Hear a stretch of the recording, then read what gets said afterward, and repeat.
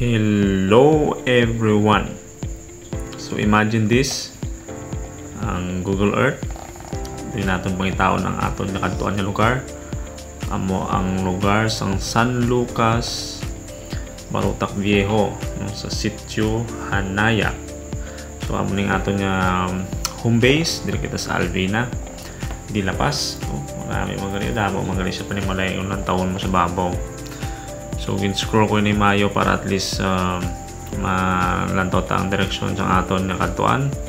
Makikita sa Banwasang Banati. Tapos maliko kita sa wala, pakanto sa Barutac Viejo. So sa Barutac Viejo, pagkaabot rin sa toll house, papawala kita. So aring Barutac Viejo, kalapad. Sa December, may open na nga Jollibee sa Barutac Viejo. So San Lucas kita, bago diri mag gym, maliko kita sa wala. Tapos Rondon ini siya, so simentado ining lugar, malapa din eh. So ang kadtuan diri sa lugar ni Sir Ramon. So nagkadtugin siya sa balay para at least mag-inquire gid. So lantaon ko ang iyang area. So bago ako magkanto sa lugar, ginalantaw ko through sa Google Earth para at least mag-familiarize ako sa location. So ang location niya ni malayo sa Gawas Highway, bago Panimalay. So ideal nga magtaw naton sang aton nga 5-in-1 car washan, no? So ari na ang ginhimo ko dire bago kami maghalin, prepare ko anay kag hukson ang mga connection sang tubig. So ginpaubsan ko anay para magdala ang tubig sa kuntang, ang tubig sa tangki sang tubig, no? So kay para at least pagkakuat karon mamagaan. So ini siya steady ko na sa tubang sang balay samtang obserbahan ng iyang performance. So far okay naman ang tanan. And then check ko lang ang sa foam systems ini, no? So automatic ini siya, so wala ka masyado himuon. So thank you gid sa nagbulig. Ari na karga na, so ready na kami kami nagasapar kami kay daw malain ng chimpo, no? So salamat kay ara man ang akon niya subang hinablos nga nagbulig. So siya lang nagabro video. So umpisa na kita ka vlog sini. So nagprepara na, karga ko lang ni sa top down para at least makita man, no? So first time namon mag-deliver sa kamo sini sa Barutac Viejo. So first ni siya nga machine sa Barutac Viejo. May ara na ito sa Dueñas, diri sa Banati, diri sa De La Paz, no? More pa ini nga aton mag-produce. Kaya may ari pa kita diri nga nakatambay man niya yung symbol, no? So hinahinay lang ko sa day kay medyo hindi okay nga madasig yun ang pupalaga, no? Maayo man pakuwas na ako niya videographer kay medyo may mga style man siya, bro. Kani ka kurog-kurog ako. Nagpundo ko sinikayin kayo ko ang ang kalat niya para hindi malamang ano. So ang manami sini kay pwede mo siya madala, transfer mo siya anytime gusto mo, pwede mo siya ipang na lugar. So nakalabot na kami sa Banati, tamo sang nagaliko ang ulo yung ulo ko yung dala kong aparador. So ini nga aparador nagakolektan sa mga coins, no? Kasag. So hindi ko nagpapalugayan, naglabot kami sa may lugar sang Hanayak, Sitio Hanayak, amo ning lugar ni Sir. So madali lang pag-abot dito, panaog lang kag ipaslak na dayon. So maka-prepare na niyang kuan ni Sir ang iyang area kay nag-istoryanay na kami kag ginpanami ini kay siyempre first time ini nga pioneer gini nga klase sang machine diri sa Panwasang Baropak Viejo, no? So ang kay sir pag abot ko diri may ano na ni siya, may kabulig, may helper na ni siya do kabilog mayo kay ang istorya namon niya i-prepare lang ang ano ang sa kuryente kag tubig. So pag abot ko naka-prepare na.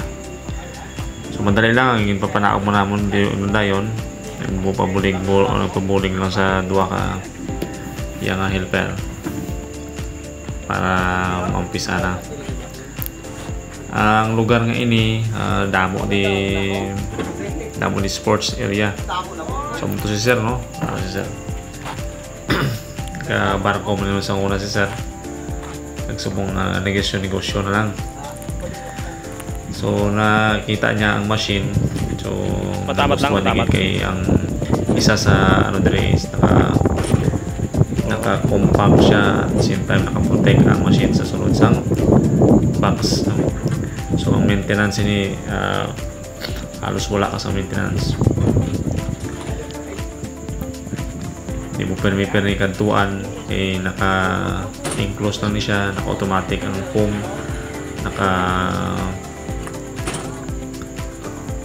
automatic man ang iyang sa air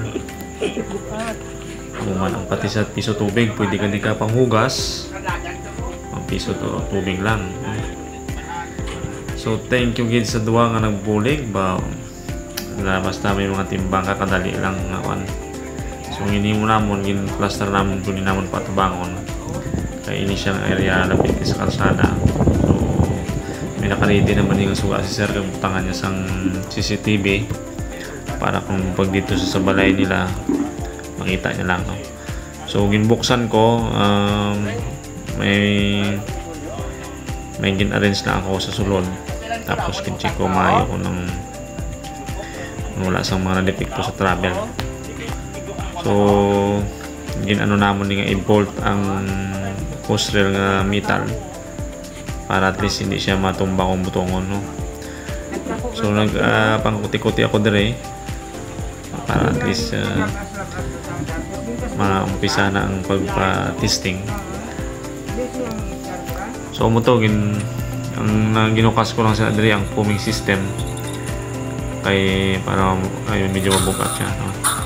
So testingan ko ni siya ang tubig pero gin-stop ko lang ni siya dayon kay kulang ang paghugot ko sa water line. So balikan ko gin-stop ko anay kung may ano ni siya, may button ni siya nga pula. So pwede mo i-stop yung bawa na. So after gin-testing ko dahil ang sa yan boom para at least matansya ko kung yung output. So 1 minute ini siya ang foam. 1 minute damo na sila sa mga bagay. So 1 minute. So ang next sining pag-upgrade rin is butangan siya sa vacuum para sa salakyan. So actually may prospect na kami nga vacuum para sa sining padugang buhin kami muna ng duwa ka washer para at least para magkulat-kulat ang isa kung may nag-abot na dulungan sa mag-washing. So wala pa kabalo ang area nga ni sa Sitio Hanaya ay Sir Espea. So kung willing ka mo investment sa mo sini mag-contact lang na nakabutang mandri no? Hindi lang kita sa may pilapas pa natin. So may visitor man kita nag-check man kay may karwasan man siya sa iyang lugar kaso lang ang problem niya is sa hose. So most commonly na siya nga problem ng hose sa nag-umpisa sa kawas kapin pa kung wala ka idea kung paano, no? Kaya may mga standard man ang mga hoses ang kawasan. So kung ang hose mo yung bakal is ang substandard lang ay may yellow dali na siya mag-lubid kaya dali na siya maguba, no? So very interesting din ang makita man niya may nagalantaw Kasi siyempre bago lang sa ilang pananaw man niya biya mo sining klase nga machine. Sa isa lang ka machine halos na lang ang kinahanglanon sa paghugas ng motor o sasakyan. So kag ini siya improving siya every produce improving. So amo ni si sir. Thank you good sir. God bless everyone.